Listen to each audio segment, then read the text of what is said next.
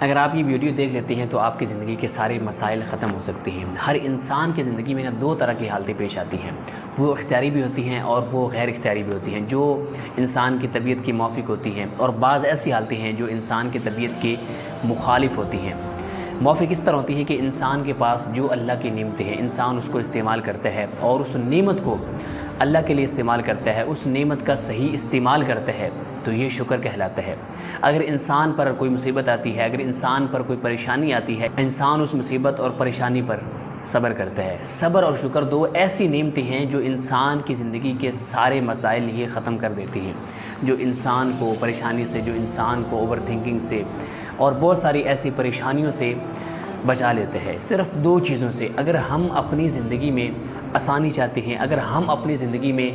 سکون چاہتے ہیں، اگر ہم اپنی زندگی میں اطمینان چاہتے ہیں تو یہ دو نعمتوں کا استعمال ہمیں اپنی زندگی میں لانا ہوگا، جس کے ذریعے سے ہماری زندگی کے مسائل ختم ہو سکتے ہیں۔ تو ان دو نعمتوں کی وجہ سے ہماری زندگی کے سارے مسائل اگر ختم ہو جائیں تو اور ہمیں کیا چاہیے؟ تو ہمیں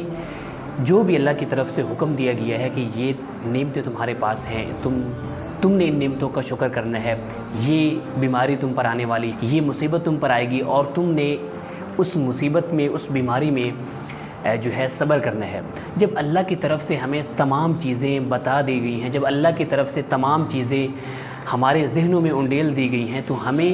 ان پر عمل کرنے کی ضرورت ہے۔ وہ ہمارے فائدے کے لیے ہیں، روحانی فائدے بھی اس میں ہیں، جسمانی فائدے بھی ہیں، اس میں دینی فائدے بھی ہیں، اس میں دنیاوی فائدے بھی ہیں۔ اگر ہم موجودہ نعمتوں پر جو ہمارے پاس موجود ہیں ان پر اللہ کا شکر ادا کریں تو وہ نعمتیں بڑھنا شروع ہو جائے گی۔ اگر ہم پر کوئی مصیبت آتی، اس مصیبت اور پریشانی پر اگر ہم صبر کرتے ہیں تو اس صبر کرنے کی وجہ سے بھی ہمیں اللہ کی طرف سے اجر اور ثواب ملتے ہیں۔ تو اللہ کی جتنی بھی نعمتیں ہیں، جتنی بھی احکامات ہمارے لیے نازل ہوئے ہیں وہ ہمارے فائدے کے لیے ہیں۔